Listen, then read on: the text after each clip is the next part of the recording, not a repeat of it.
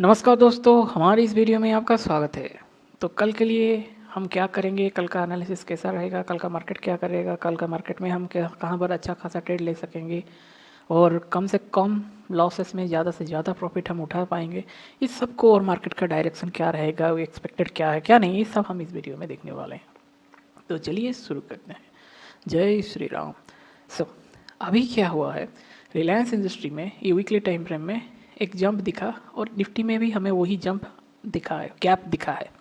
Okay, gap क्या है, ये जो यहाँ पर क्लोज हुआ और यहाँ पर ओपन हुआ, ये जंप हुआ। कोई बोल सकता है कि यार थोड़ा सा इंटरप्ट कर, कल वीडियो क्यों नहीं आया था, थोड़ा सा आप जानते हैं कि मेरा दिक्कत चल रहा था तबीयत का, and that's why it was like, but now it's available. Okay, I am extremely sorry for that. So यहाँ पर देखो, ये जो गैप हुआ ना, यहाँ पर ये ओपन क्लोज हुआ था, मतलब कि हाई उसका था और उसके यहाँ पर इसने क्लोज दिया, सॉरी ओपन हुआ। तो ये जो चीज़ है ये है उसका गैप। तो गैप जो दिख रहा है ना, इसको हम गैप बोलते हैं। यहाँ पर ऊपर वो 1300 के ऊपर आ गया है। ओके, पर 1300 के ऊपर आने से सब कुछ हमारा यहाँ पर ख़त्म नहीं होता। अब चीज़ होता है कि अब हमारा क्या होगा। ओके, देखो ये है इसका वीकली टाइम फ्रेम। अब डेली टाइम फ्रेम में देखते हैं कि मार्केट अब इसके ऊपर है और यहाँ पर और यहाँ पर जब तक ये 1278 के ऊपर और नीचे तोड़ता नहीं, तब तक we are in a safe zone. Okay, क्योंकि देखा जाए तो मार्केट ने अभी इस टेरिटोरी में चला आया है। ओके, अगर ये नीचे ब्रेक करता है तो फिर हमें यहाँ पर कंसोलिडेट होकर अगर फिर ऊपर आता है तो सिनेरियो कुछ डिफरेंट होगा। ओके, पर अभी के लिए मार्केट यहाँ पर है, पर कहीं पर भी एक ज़बरदस्त हमें अप या डाउन मूवमेंट देखने को मिल सकता है, क्योंकि मार्केट एकदम से 3 दिन तक ऐसा कंसोलिडेट करके नहीं रह सकता ऑल द टाइम।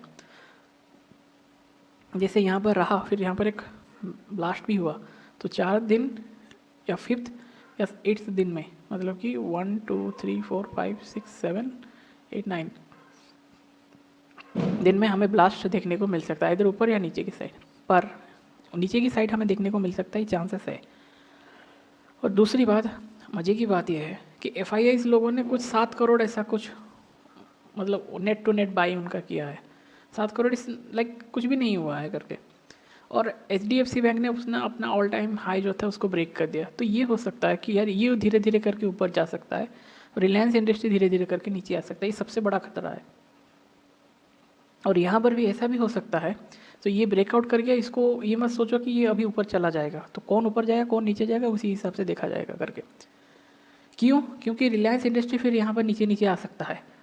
ओके, या तो फिर रिलायंस इंडस्ट्री ऊपर जाएगा तो ये धीरे धीरे नीचे आ जाएगा, तो इसको मेंटेन करने के लिए। Okay, so it is extremely important कौन ऊपर जाके, वरना सब ऊपर चलेंगे तो निफ्टी एकदम से फट जाएगा। ओके, कोई बोल सकता है ये हो सकता है, नहीं हो सकता एकदम से, सब हर एक दिन नहीं होता है, कोई इंपॉर्टेंट डे होता है तो तभी होता है। ओके, सो इनके ऊपर नज़र रखो, क्योंकि TCS यहाँ पर नीचे ऊपर आया है, पर ये एकदम से क्लियर नहीं हुआ है, तो ये भी हो सकता है ये नीचे आ सकता है। तो कोई भी अगर नीचे आए तो ये ऊपर जा सकता है HDFC। तो HDFC अगर ऊपर, उसको ऊपर ही जाना ही है, तो इन्हें किसी को नीचे आना ही पड़ेगा, तो क्योंकि निफ्टी में एक बैलेंस मेंटेन होगा करके। ओके, तो उसी हिसाब से देखो यहाँ पर भी वो जो जोन है उस जोन के आसपास आ गया है, तो हमें कोई नेगेटिविटी देखने को मिल सकता है, मतलब कि बियरिशनेस। सो बी केयरफुल, अगर इसके ऊपर जाता है तो निफ्टी में भी एक अच्छा खासा मूवमेंट आ सकता है। तो क्या होगा क्या नहीं, तो कल ही मार्केट में हमें पता चलेगा, और 2 दिन के बाद हमारा वीक खत्म हो जाएगा। ओके, सो इसीलिए ये सब इंपॉर्टेंट चीज़ है। ओके, सो अभी इम्पोर्टेंट क्या है हमारे लिए, अभी इम्पोर्टेंट जो भी है जैसा भी है, कहीं ना कहीं ये इम्पोर्टेंट है, सॉरी फॉर दिस। तो 24,000 के आसपास मार्केट आके एकदम से, एकदम 3 दिन से एक यही ऊपर यही नीचे के ऊपर मार्केट फंस चुका है। तो जिस भी साइड मार्केट ऊपर देगा, ऊपर जाएगा, इधर इसके ऊपर आए या तो इसके नीचे आए, हमें अच्छा खासा मोमेंटम देखने को मिल सकता है। पर अगर नीचे जाएगा तो थ्योरी थोड़ा सा ऐसा नहीं कि एकदम से हमें सेलिंग करना है, और ऊपर जाने से तो हमारा यहाँ तक कि मतलब 351 से, मतलब एक 100 पॉइंट 150 पॉइंट आप मान के चलो हमारे लिए फ्री है, और यहाँ पर भी। सो इसीलिए मार्केट यहाँ पर एक फंस चुका है जो दिख रहा है हमें। ओके, अभी हम देखते हैं कि हम डेली में मतलब कि क्या कर सकते हैं क्या नहीं। सो हम धीरे धीरे हम जा रहे हैं इसको देख के कि यहाँ पर एक बुलिश कैंडल आया, फिर यहाँ पर बियरिश आया। ओके, तो ये यहाँ से अगर फ्लैट ओपन होता है क्या क्या होता है, हमें इसको सोचना है, क्योंकि उसका जो गिरने का जो मोमेंटम था, it was like like extremely slow. So we can say कि हमें ये बोल सकता है कि यहाँ पर से मार्केट ऊपर जा सकता है करके। ओके पर फिर भी अगर किसी भी रीज़न से गैप डाउन होता है सो हम सब कंडीशन को यहाँ पर अच्छी तरह से देखेंगे। तो निफ्टी के जो डेली लेवल्स हमारे लिए इम्पोर्टेंट है, इसको हम 30 मिनट टाइम फ्रेम में देखेंगे।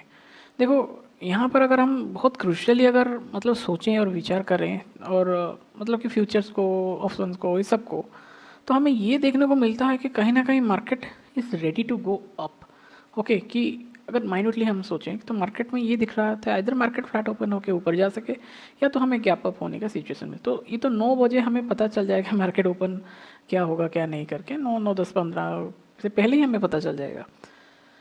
ओके सो मतलब 15 मिनट में हमें ये भी पता चल जाएगा कि निफ्टी का मोमेंट कहाँ पर कैसा क्या रहेगा। ओके सो लोकेशन हमेशा इंपॉर्टेंट है, ये आप याद रखिए कि मार्केट यहाँ खुलता है, यहाँ खुलता है, यहाँ खुलता है, यहाँ खुलता है, यहाँ कहाँ पर खुलता है, जो लाइन्स यहाँ पर हमारा है, और 5 मिनट्स का कैंडल देन 15 मिनट्स का कैंडल कैसा बनाता है। देखो यहाँ पर 30 मिनट्स का कैंडल क्या बना है, इंडिसाइसिव कैंडल, एक रेड कैंडल, उसके बाद क्या आता है, फॉलो अप रेड कैंडल आना चाहता है, तो ग्रीन कैंडल आया तो यहाँ पर एक फॉलो अप रेड कैंडल आना चाहिए था। तो 1 घंटे तक हमें मूवमेंट नहीं मिला और यहाँ पर छोटा छोटा कैंडल मिला और उसके बाद एकदम धड़ल्ले से ऊपर चला गया।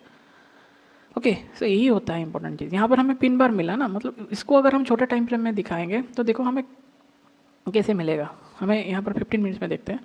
देखो यहाँ पर लो जहाँ था, इसका लो यहाँ पर बना और फिर यहाँ पर ये लो बना, यहाँ पर पिन बार बना, यहाँ पर इंडिसेसिव बना, इसके ऊपर गया तो यहाँ तक आ गया। सो सीधा सा बात है कि मार्केट कहाँ पर खुलता है ही हमारे लिए इम्पोर्टेंट है, उसका बाद क्या होता है क्या नहीं ये इंपॉर्टेंट चीज़ होता है। ओके सो इसीलिए हमें कैंडल्स टू कैंडल्स हमें समझना पड़ेगा। हमें एक छोटा छोटा चावल का दाना मिला के, जैसे चावल का दाना मिलाते हैं लोग, एक बड़ा पिक्चर बनता है, जैसे कि डॉट डॉट डॉट डॉट बना के हमें एक बड़ा पिक्चर बनता है ना। जैसे मान लो हमें यहाँ पर एक डॉट डॉट बना है, तो ये डॉट डॉट बनाया तो ये हो सकता है ये एक हार्ट बन गया, हो सकता है तो कोई यहाँ पर ऐसे डॉट डॉट बन के यहाँ पर ये ऐसे एक कप बना सके कोई। ओके तो हमें ये चीज़ देखना है। ओके उसी हिसाब से हमें कैंडल्स टू कैंडल्स हमें ये देख के हमें ये आइडिया हो जाएगा कि अच्छा ये मार्केट अभी ऐसा कर रहा है, अभी ऊपर गया, ओके तो ये ब्रेकआउट दिया, अभी आया, रिटेस्ट किया, फिर ऊपर गया। तो उसी हिसाब से तो हमें कैंडल्स को देखना पड़ेगा। ओके पर यहाँ पर जो नीचे आया उसका फोर्स ज़्यादा नहीं था, तो दैट इज़ वाई ये हमें दिखता है कि अगर मार्केट फ्लैट ओपन होकर ऊपर जाने की चांसेस हो सकता है, या तो गैप अप होने की चांसेस। अगर ओस्ट कंडीशन में कहीं पर कुछ भी होता है और मार्केट गैप डाउन खुलता है तब तो वही सिनेरियो अलग चेंज हो जाएंगे। अगर मार्केट यहाँ पर फ्लैट ओपन होता है और ऐसे ऐसे करता है, क्योंकि मार्केट का 3 ही कंडीशन है, इधर ये market will like this sideways go up और गो डाउन, और इन तीनों के मिली भगत से 27 टाइप्स बनते हैं और उसी हिसाब से मार्केट चलता है। तो 27 मतलब कि 3 फिर 3 फिर 3, मतलब ये 3 के अंदर और 3 बनेगा, इसको लेके फिर इसको लेके और 3 बन सकता है। ओके जैसे कि मान लो गैप अप खोल के साइडवेज हो गया और साइडवेज में फिर अप हुआ, फिर नीचे हुआ, फिर अप हुआ, तो ऐसे छोटा छोटा सब चीज़ों को अब 3 ही चीज़ों को मिला के मार्केट 27 टाइम्स मार्केट में बिहेव करेगा। जो ये 27 को अच्छी खासा प्राइस एक्शन के साथ, प्राइस एक्शन सपोर्ट रेजिस्टेंस के साथ मिला के समझ लेगा, बस वो अच्छा खासा ट्रेडर बन जाएगा। उसके साथ हमें कैंडल स्टिक्स चाहिए, कैंडल्स का नॉलेज चाहिए, इसको हम कैंडल्स बोलते हैं। ये सब एक जो ग्रीन रेड दिख रहा है ना, इसमें कैंडल्स है। सो ये बेसिक लोगों, मैंने बिगिनर्स लोगों के लिए मैं चलो आपको ये छोटा सा बता दिया। ओके तो मार्केट अगर कल यहाँ पर साइडवेज ओपन होता है और ऊपर जाने की ट्राई करता है तब तो हम एक अच्छा खासा ये ब्रेक होता है तो हम बुलिश ट्रेड लेंगे। ओके सीधा सा बात।